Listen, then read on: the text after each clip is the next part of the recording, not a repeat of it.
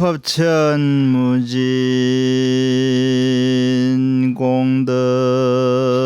공덕수가 상시용출 불건진이로다나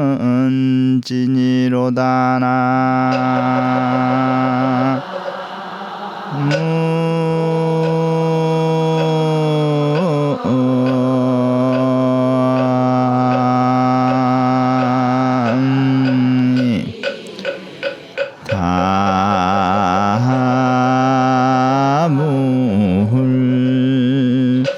인인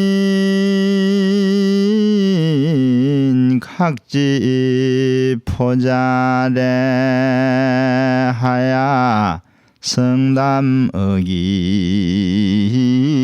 각자 기로다나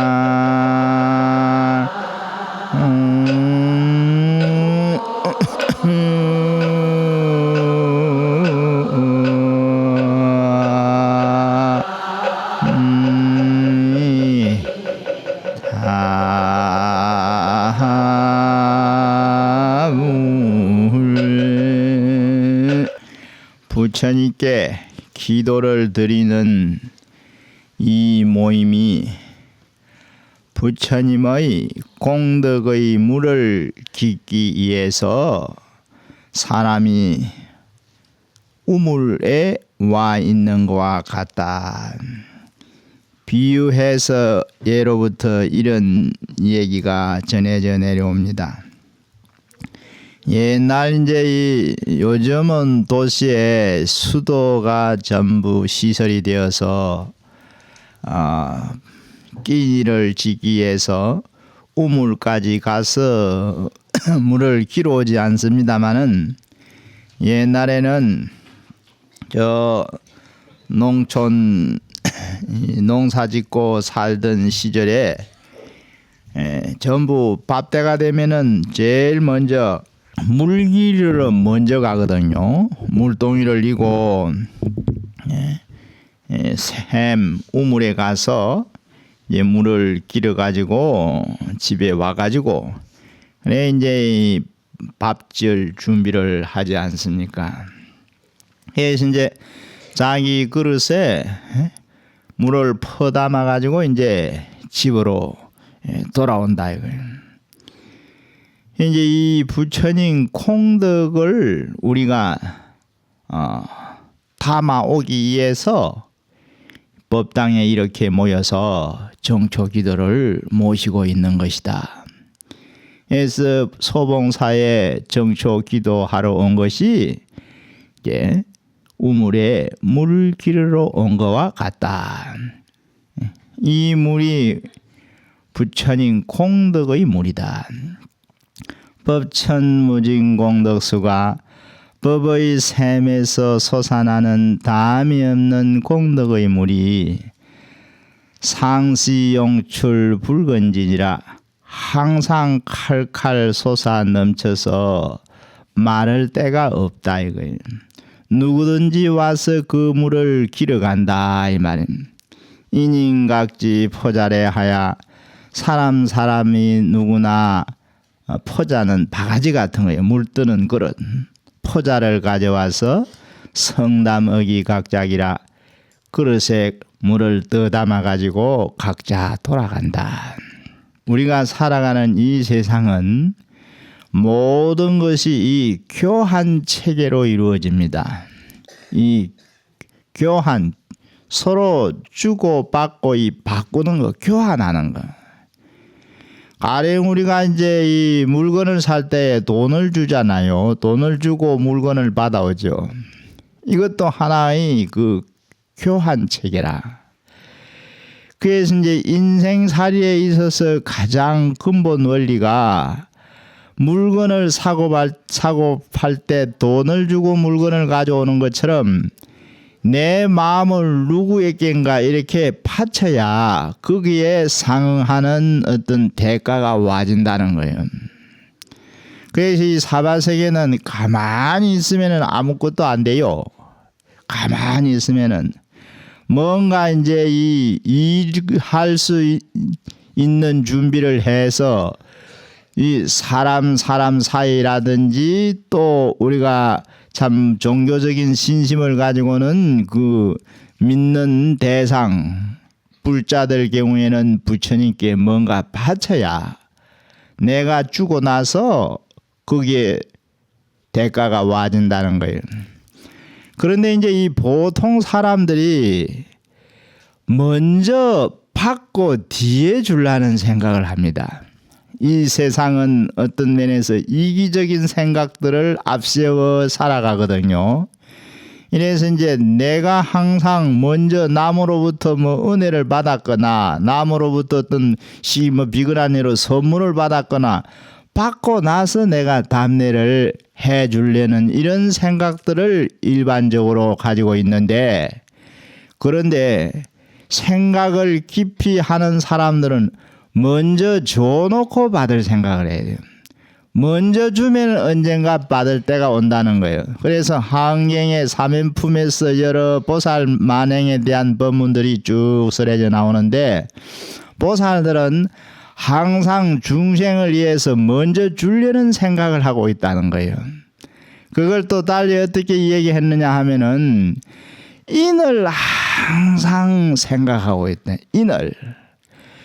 이 중생은 어제도 잠시 인가에 대한 얘기를 조금 했습니다마는 중생들은 결과만 좋으면 된다 이거예요. 원인이야 뭐 상관없이 결과만 좋으면 된다. 그러니까 이제 내가 어떤 소원을 가지고 있을 때 그 소원이 내 뜻대로 잘 이루어지면 된다. 이런 생각이에요. 그래서 결과만 좋아지면 된다 이거예요. 그런데 이게 어떤 면에서 틀린 생각이다 이거예요. 결과가 좋아지면 된다. 결과가 좋아질 리가 만무한데 결과를 좋아지기를 바랄 수 있느냐 이거예요. 가령이 콩을 심어놓고 콩이 열리기를 바라야지, 콩을 심어놓고 다른 팥이 뭐 비슷한 겁니다만은 팥이 열릴 수가 있겠느냐 이거예요. 그러니까 이제 이 보살들의 그 마음은 항상 어떤 인을 내가 심어 놓느냐 이걸 중요시한다는 거예요. 인을. 다시 말하면 내가 하는 행위가 어떠한 업을 짓고 있느냐. 업이란 말에다가 뒤에 글자를 붙여서는 말이 수없이 많습니다. 업인, 뭐, 업가, 업보, 업고, 전부 이제 이 중생들을 업으로 설명하는 게 불교의 주요 교설이거든요. 그래서 이제 항상 좋은 인을 심어 놓으면은 결과는 따라온다는 거예요. 이러니까 결과에 대해서 신경을 쓰지 말고 원인만 좋게 심어 놓으면 된다. 이게 이제 이 보살들의 생각이라는 거예요. 그런데 이제 중생들은 원인을 나쁘게 만들어 놓고도 결과는 좋기를 바란다는 거예요. 원인을 나쁘게 만들어 놨는데 어떻게 결과가 좋아질 수 있느냐. 인과 법칙에 어긋나는 거다 이거예요. 그게 이제 모든 것을 원인을 항상 좋게 만들어 놔라. 과거와 현재 미래 3세를 살아가는 이 우리들이 흔히 말하는 세월을 살아가고 있다 이거요. 작년, 금년, 내년 이것도 한 해로 말하면 이건 3세인데 이 3세가 항상 원인에 따른 결과로서 내게 나타나는 것이다. 3세 양중인과라는 게 있죠. 과거의 원인에 의해서 현재의 결과가 오고 현재의 원인이 미래의 가를 가져온다.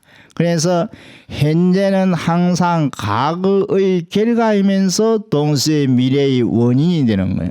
그래서 한쪽은 원인을 가지고 있는 것이고 한쪽은 결과를 가지고 있는 것이다. 그러면서 이제 이 원인을 항상 잘 살펴서 살아가야 된다. 불교는 부처님의 법을 통해서 갖춰야 될 7가지 법의 재산이 있습니다. 이걸 칠법제라 그래요. 법의 재산. 우리가 이제 요즘은 이 자본주의 이 사회라 하는데 전부 재산을 많이 모아서 식구들끼리 이렇게 이제 안락하게 이제 살고자 하는 이러한 그 물질 위주의 생활을 영위해 가는데, 이 물질적인 재산, 가령 부동산, 동산 등등 우리가 이제 살림살이 갖춰 놓은 그 내용에 재산 그 명목들이 많이 있는데, 그러한 그 재산을 말하는 것이 아니고 불교에서는 불법을 수행하는 데 있어서의 그 재산. 이제 첫 번째 재산이 뭐냐 하면은 신심이 깊은 것이 재산이에요. 신심이 깊은 것이. 사람 신심이라는 거는 이건 참 묘해요. 어떤 사람은 신심이 깊게 일어나는데 어떤 사람은 전혀 일어나지 않는 사람이 있어요. 이게 숙세의 성건 탓입니다. 중생을 3가지 종류로 나눠 놓는데 불교는 일체 중생을 3가지로 분류를 합니다.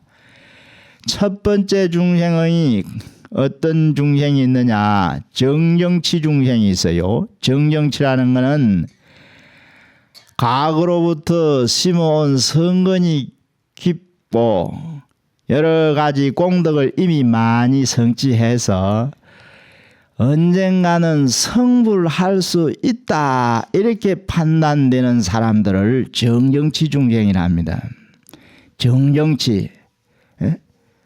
그 다음에 이제 이 부정치 중생이 있는데, 이 사람은 지금 현재로서는 앞으로 성불을 할 수 있을런지 없을런지 그게 가부가 불투명해 가지고 결정이 안 되는 상태예요. 정해지지 않았다는 얘기요.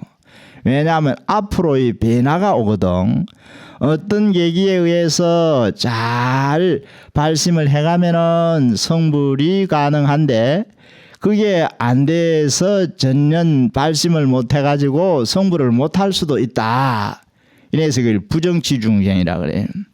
그 다음에 이제 사정치 중생이 있는데, 사정치 중생이라는 것은 아예 전생에 심어놓은 성건이 없어가지고 지금 현재로서는 전년 성불을 기약할 수 없는 중생들, 부처가 되지 못하는 사람들. 이래서 이제 정정치 중생, 부정치 중생, 사정치 중생, 중생을 3가지 종류로 나눠요. 그런데 이제 자꾸 신을 단련해 가면은 사정치 중생도 부정치 중생에서 정정치 중생으로 넘어갈 수 있어요. 그래서 이제 이 일체 중생이 전부 불성은 가지고 있다고 이렇게 이제 불교에서는 말하잖아요. 열반경에 그렇게 경문에 나옵니다. 일체 중생虚如 불성이라고. 그래서 이제 이 3종류의 중생들이 신심을 바라는 정도가 각각 달라요. 그래서 이제 우리가 그냥 이 도시 속에 살면서 여러 사람들이 이제 살아가는 생활 방식이라 할까, 또 이 평소에 이 사고 방식 같은 이런 것이 다른데 사람마다. 그런데 이제 어떤 사람은 독실히 불교를 믿고 어떤 사람은 전혀 또 믿지도 않는 반대되는 경우가 있는데, 그것이 결국 삼치 중생의 그 뜻이 각각 다른 거기에 기인해 가지고 신심이 우러나는 사람도 있고 우러나지 않는 사람도 있다.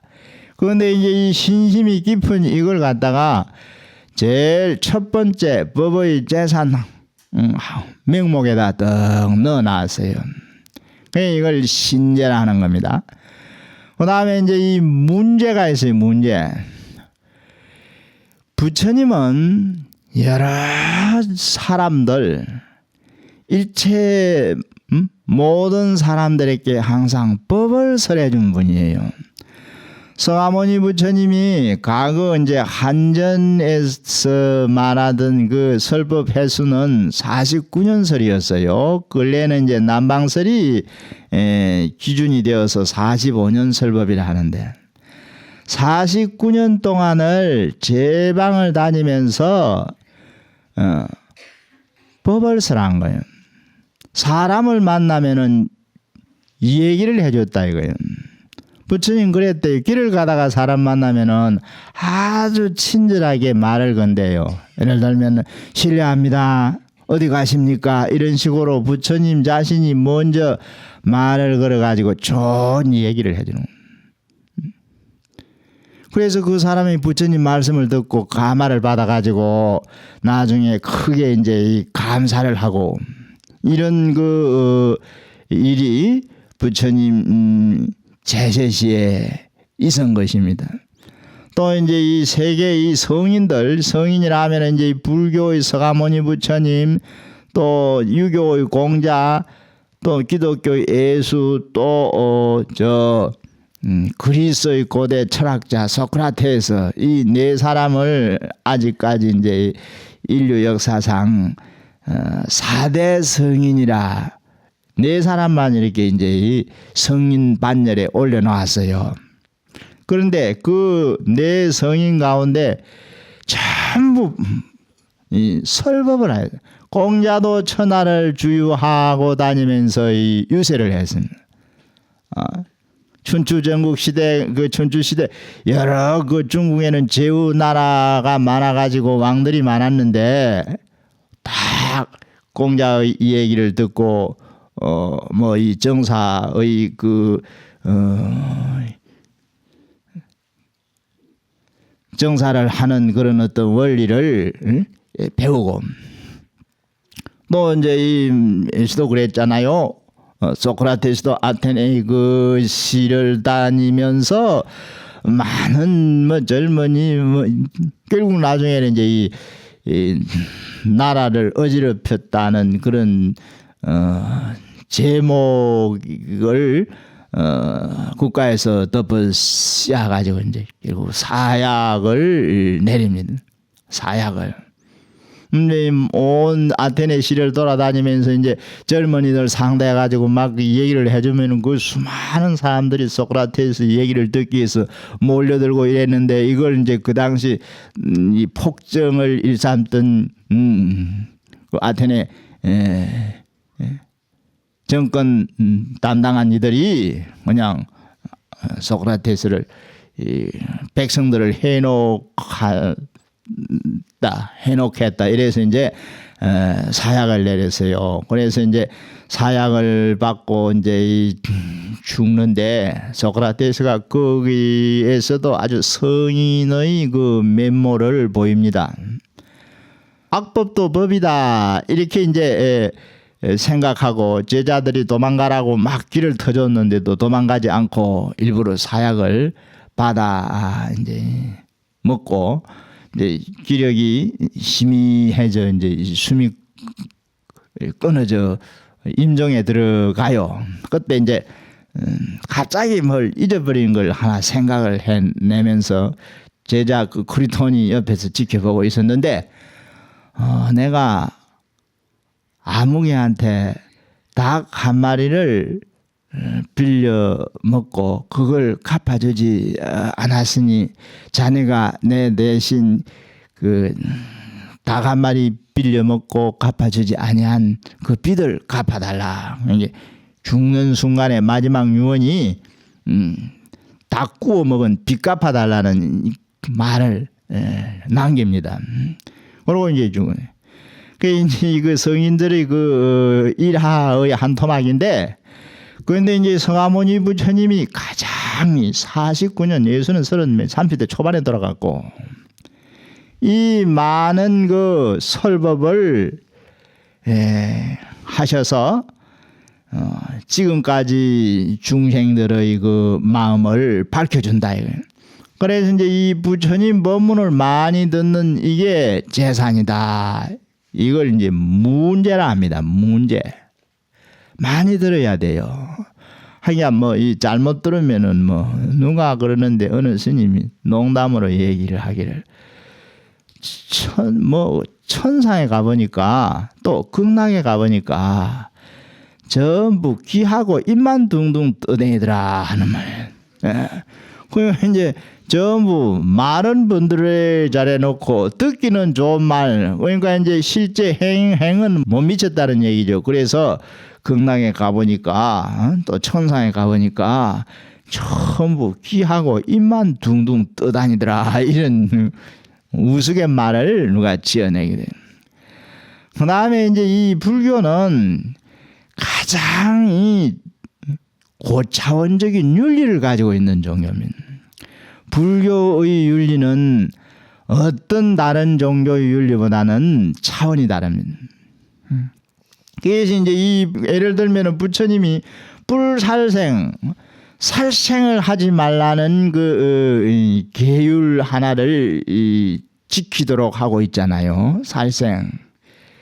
근데 이 살생이 사람 죽이지 말라는 그런 의미만 아니고 일체 생명 자체를 죽이지 말라는 거예요. 예, 생명 자체. 그러니까 이제 이 벌레라든지 예를 들면은 뭐 파리 모기도 함부로 죽여서는 안 된다는 얘기예요. 아주 이 불살생의 계율의 의미가 매우 이 깊은 것입니다. 예? 그래 이제 뭐 옛날 뭐 어느 그 모기가 그랬다든가 시어머니 모기가 며느리 모기한테 마시를 나가면서 오늘 저녁 내 밥은 지어놓지 말아라. 어머니 왜요 하니까 내가 인심 소원 사람 만나면은 저녁 한 끼를 잘 얻어먹고 올 것이고 인심 사나운 사람 만나면은 밥 훔쳐먹다 맞아 죽고 못 돌아올 기다. 그런 말을 이제 모기 죽이는 얘기를 가지고 그런 그 유머를 만들어 놓은 얘기인데, 왜 이제 어떤 이유에서든지 죽인다는 거는 그건 가장 이 무거운 악업이거든요. 무거운 악업. 그래서 이제 이 부처님이 제시해 놓은 모든 중생들을 이해주고 그 생명을 보호해주는 모든 계율이 결국 생명을 보호하자는 얘기예요. 그래서 이 현대 뭐 이 자연보호니 환경보호니 이런 그 운동을 막 주장하면서 그 단체도 만들어지고 이러는데 불교의 불살생의 그 계율 하나면 충분해요. 자연 환경 보호라든지 뭐 이런 거 불살생 계율 하나 실천하면은 막 전부 인간이 전부 그 강 문명이다 뭐 이 인간을 위한 여러 가지 그 아이디어를 이렇게 이제 짜내 가지고 결국 한다는 것이 이 지구가 병들고 환경이 파괴되게. 그래서 뭐 어느 환경 세미나 하는데 농담을 누가 하더래요. 어떻게 하면은 지구를 보존하는 방법이 있는가? 이 지구가 이제 점점 이 환경이 파괴되고 심지어 이제 이 저 남아메리카 같은 데는 그 원시림이 이만 나무를 다 도벌한대. 그러면 나중에 지구에 이 어떤 뭐 산소가 결국 결핍 부족해지는 때가 온답니다. 이래서 큰 문제가 이제 야기된다 뭐 이런 얘기도 있거든요. 그래서 환경 그 세미나 하는데 지구를 어떻게 하면은 보존할 수 있겠는가 했더니 누가 농담으로 딱 한 가지 방법이 있다 하더래요. 그건 무슨 방법이냐? 인간을 싹 죽여버리면 되는데 사람을 싹 죽여버리면 지구는 저절로 보존이 다 된다. 이런 그게 이제 그런 게 그래서 이제 이 계를 뭐든지 우리가 불교를 믿으면 무슨 계든지 자기 신념에 계행을 하나 지켜야 돼요.